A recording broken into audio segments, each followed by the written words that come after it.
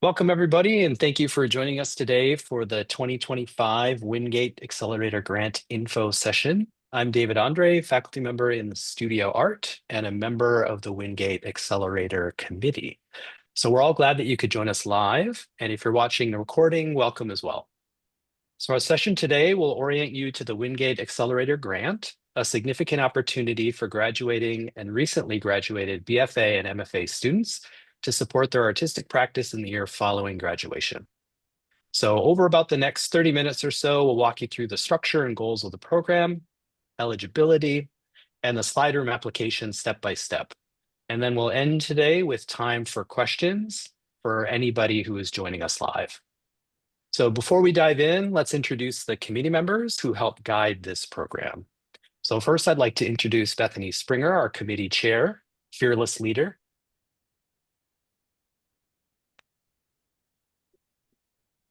And myself, so David Andre.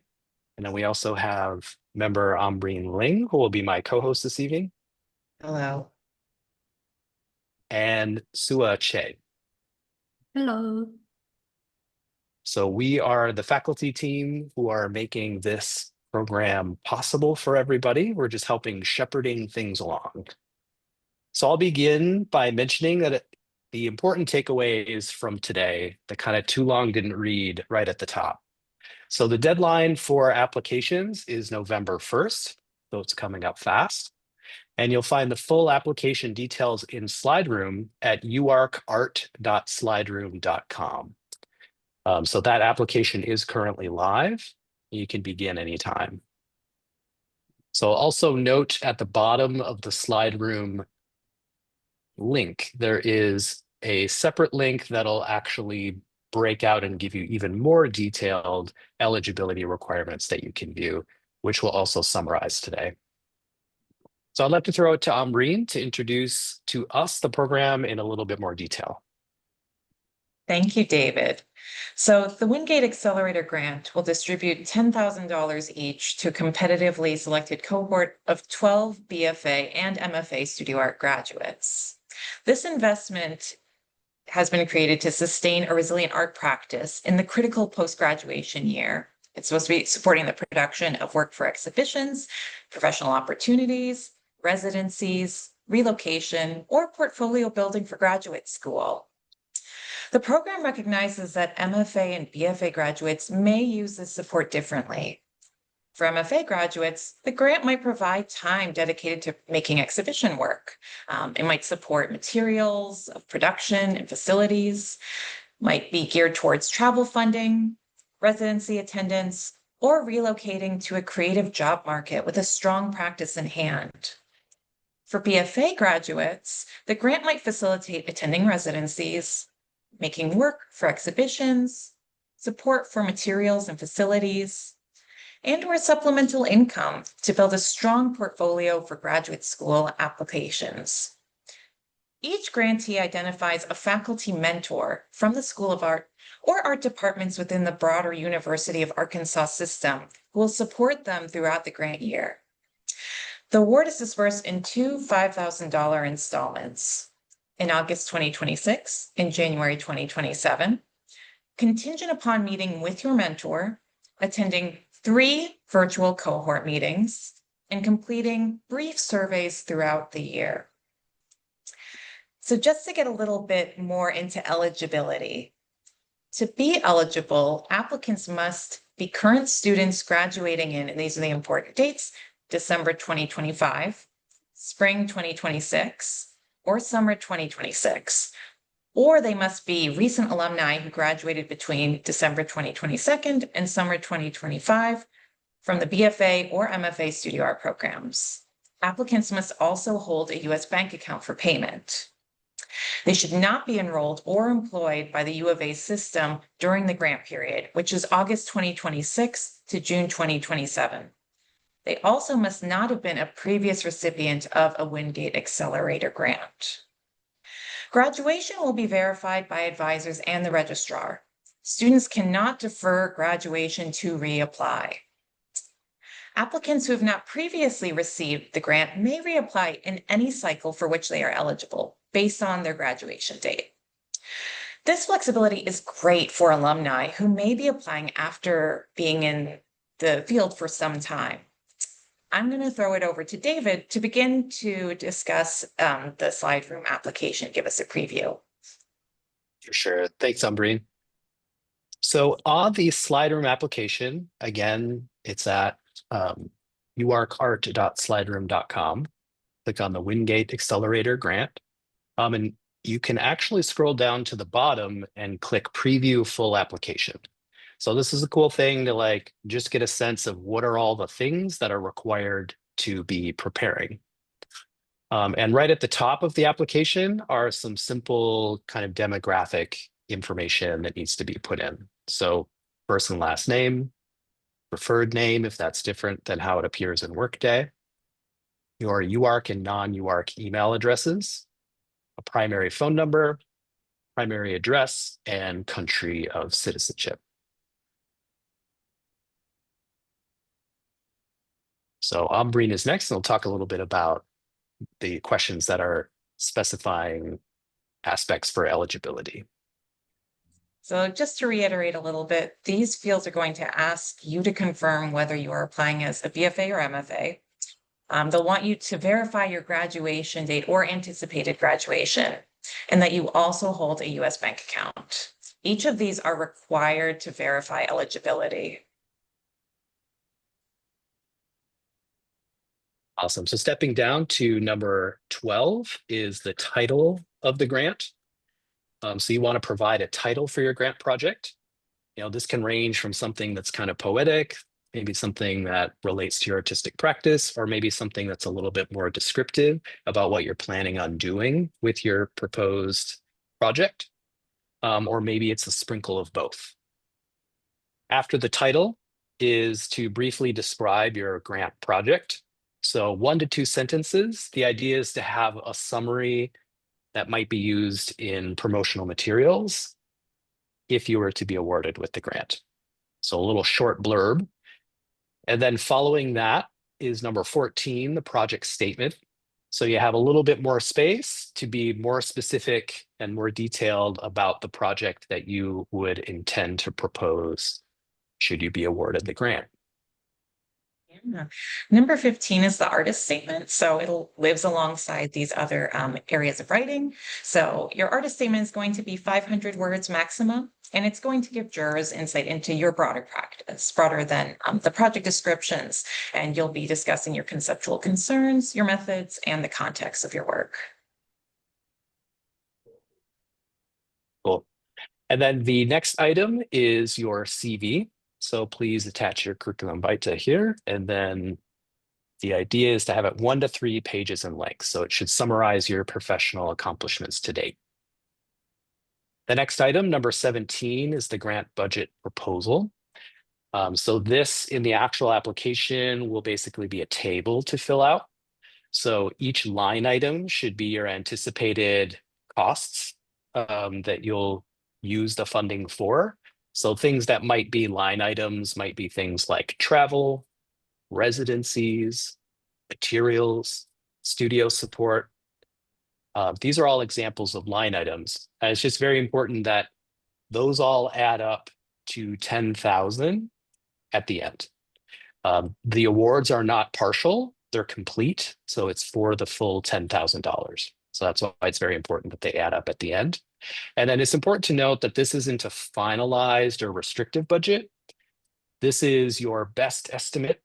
And the realities is that the prices will probably change by the time you'll actually be able to spend this award. So there is some flexibility to make adjustments as the realities of costs come into play later when you're actually using the funding. Okay. So for the faculty mentor reference, number 18, essentially you're going to list your faculty liaison as your reference, and you're not required to have any additional letters or references. So you'll identify your faculty mentor, and you're going to provide their contact information too. Before listing them, this is just to be clear, make sure that you've met with that faculty mentor and discussed your application with them, which is why you should stop if you haven't done so previously in that slide room. Each mentor can only support one mentee per cycle, which is why this is so important. After submitting, the faculty mentor will receive an email and they'll confirm their acceptance of you and being your mentor for the grant. As for the portfolio itself will include up to 10 media items. So images, video, audio, or links. Just a note, you'll want to curate carefully. So choose work that demonstrates your capacity to execute, specifically the proposed project. Thanks, Umbreen. And as I was listening, I just thought something we could add. So the references section where you put in your faculty mentor information, that's going to look a lot like they're asking for a letter of reference in that section when you're filling it out, because we're kind of hacking SlideRoom. So usually that's how you send out requests for reference letters. But we just want to underscore that there's no actual letter that is required.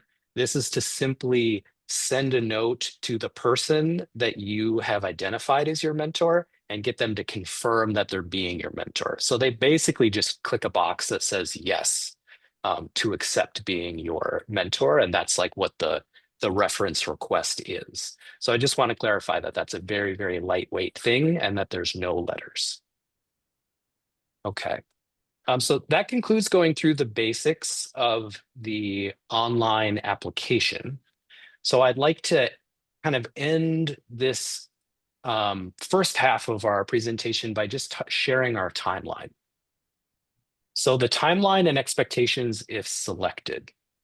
So as you know, the application deadline is November 1st. This is a firm deadline, so we recommend to start your applications now and submit early to avoid issues. So for people that haven't used SlideRoom before, you can start an application and just fill out as much as you have done and just click save and come back to it. So we highly recommend to just get started, get those applications going, and again, submit early to avoid any sort of computer problems.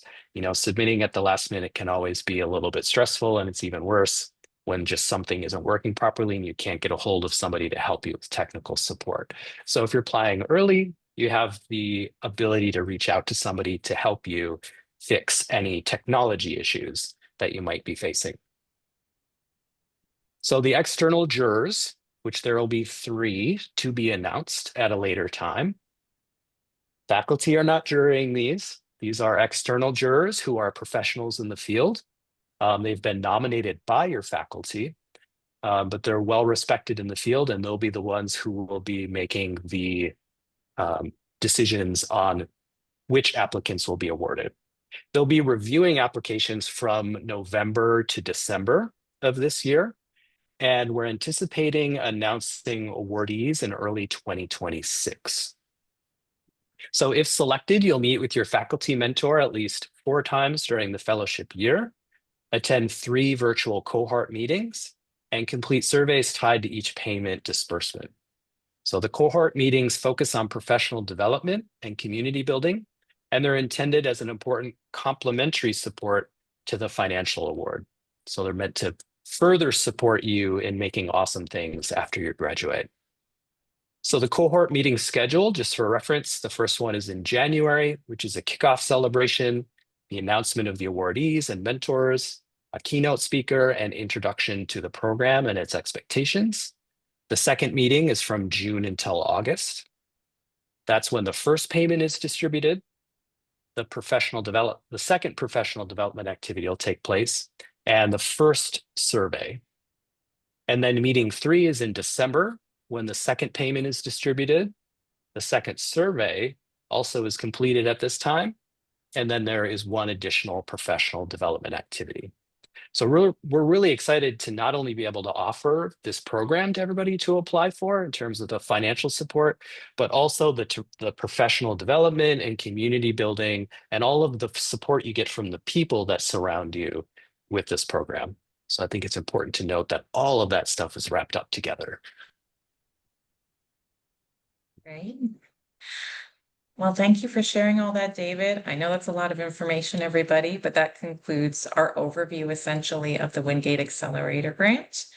Now we're going to open the floor to questions. So you're welcome to use the raise hand feature and then unmute yourself when you're called upon, or you can drop questions into the chat. I know that we already have a question in the chat, which we might want to address right now with eligibility, and feel free to come in too for this, David. It seems like the question is somebody is joining the info session on account of someone else who graduated in May. Is this something that would be applicable to her since she already graduated, since she's already a few months post-grad? And according to our timeline, yes. Alumni who graduated between December 2022 and summer 2025 from the BFA or MFA studio art programs are eligible for that grant. Great. Yeah, thank you, Ambry. And is there anybody else who's here live who has any questions that we can field?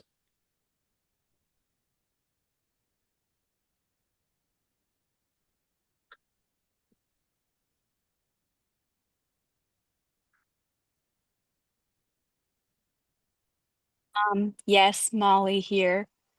Hey, I Molly. had a question. Hi. So you mentioned having like some flexibility with like the budget side of things when actually reality comes into play. How is that translating to the actual proposal as well? And what we propose? Great Could question. you Yeah, so speak you're to you're that a little bit? saying, yeah, yeah. Sorry to step on you there. The question basically, as I understand it, is do you also have flexibility in what you physically do with the support? Like if you said, I'm going to do X, Y, and Z, and instead you do X, Y, and W. Right. Yeah, Yeah, basically. Yeah. yeah. I mean, Bethany, would you have an official response here? I don't want to misspeak, but I think I have a hunch as to what the answer should be.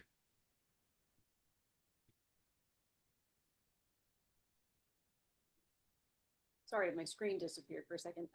There you go. David, you have the historical knowledge of being on this committee, and I'm a little bit of a newbie since we had a very different year in writing the grant proposal last year.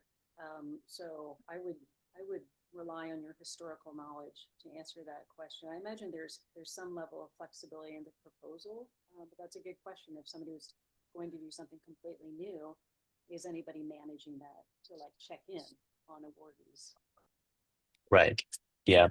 I this grant program is very similar to a lot of other grant programs in the arts in that people are supporting you because they believe in what you do as an artist, and they believe that what you're doing is making a meaningful contribution to the world, and that contribution might continue to shift and evolve because we're creative people. So in terms of like what the actual outcomes of the grant are, what you actually physically complete within that year, I would imagine it's going to be pretty close to what you propose, but like the budget, as your practice continues to evolve and as you make new discoveries and as the program support actually kicks in and you're working with your mentor and you're meeting new people and you're getting the support that you're getting in the program, there's probably going to be some natural evolution, and that should be something that you should follow. So the short answer is it's not going to be super strict terms of saying, well, you said you were going to do exactly this, but really it's the idea with the program is to support you in your development, and exactly what your development is might change within a year. And I think that's something that would be supported. Thank you. Yeah, you bet.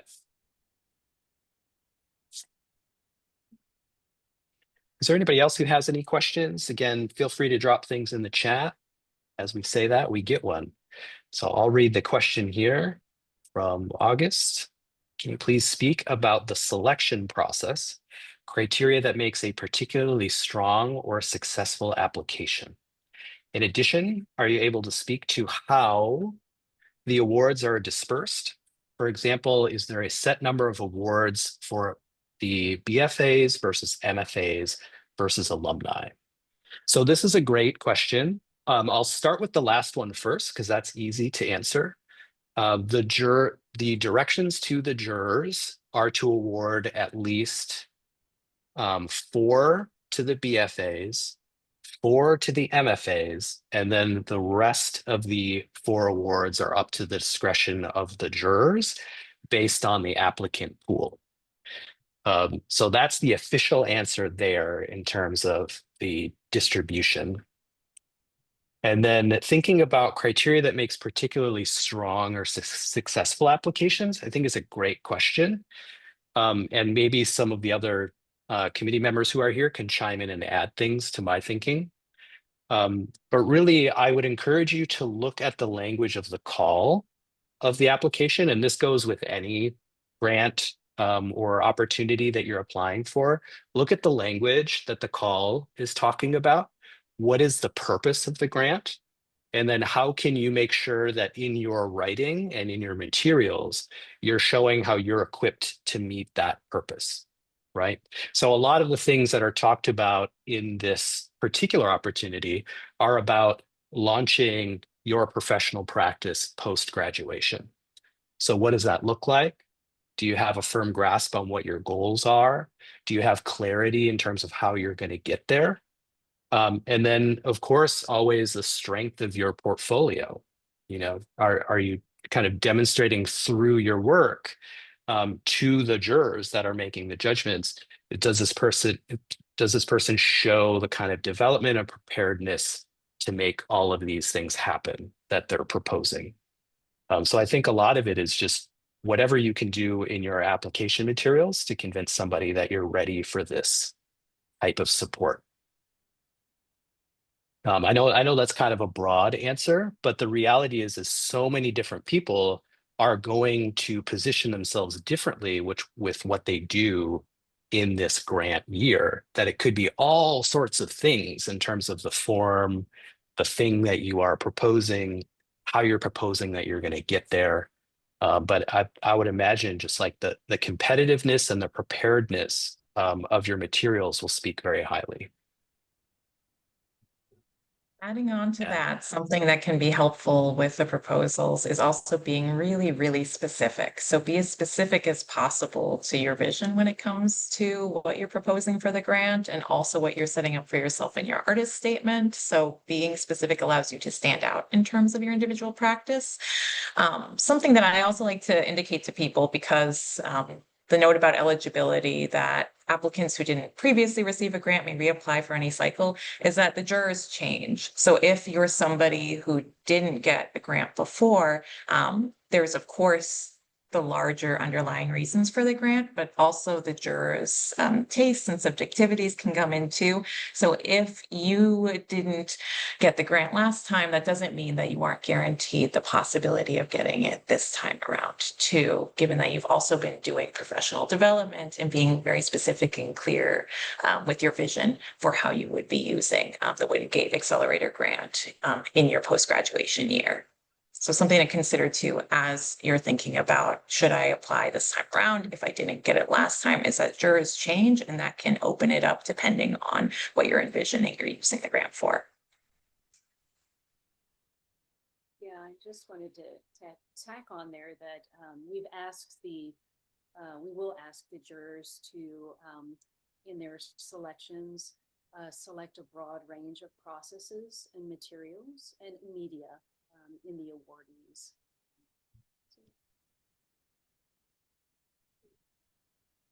Yeah, this is a small tip. So sometimes your work might be across the media. So your proposal should be specific, but sometimes, yeah, you might be wondering about, oh, what if my work practice is a little bit diverse? So even if your work across media, it's great to show coherence and intentional experimentations. So clearly address, yeah, you are intent to do, yeah, the intentional experimentation. That might be helpful. Thank you, Sue. Yeah, and I would imagine those things would illuminate, you know, a proposal is always like, what are you going to do? So how do you sell somebody on the miraculous thing that you're going to do? So I think that idea of not only showing where you've been, but showing where you're going could help support that. Thank you for that great question, August. Do we answer your question?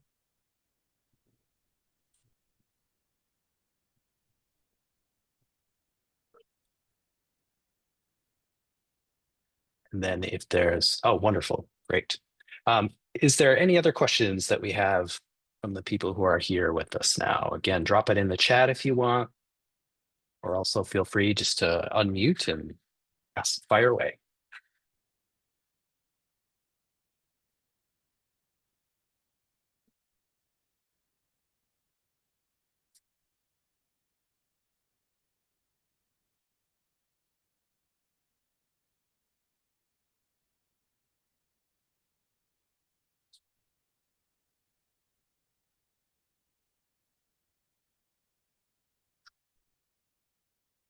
So going once, going twice. Seems like we might have hit the bottom of the barrel. So maybe we should just call it. That's we're getting to about that 30-minute mark. That was kind of our estimate for today. So I guess I'll just end by thanking everybody for being here. If you have any further questions after the session, you can reach out to the committee. So again, that's Bethany, myself, Breen, and Sua. We're happy to answer any questions if you had after you've had some time to mull things over. You can also ask your faculty directly. They could probably also give you some guidance. And the reality is a lot of the information that you're going to find is going to be on the slide room application itself. It's very detailed and will help make sure that you're just making sure every component is complete and importantly meeting the eligibility requirements. So as long as you're paying attention to the application itself and that PDF that I showed you that clicks out and provides even more details, you should feel pretty empowered to put in that application and feel confident about it. So thank you all for joining us today, and we're excited to support you through this process and look forward to seeing your proposals.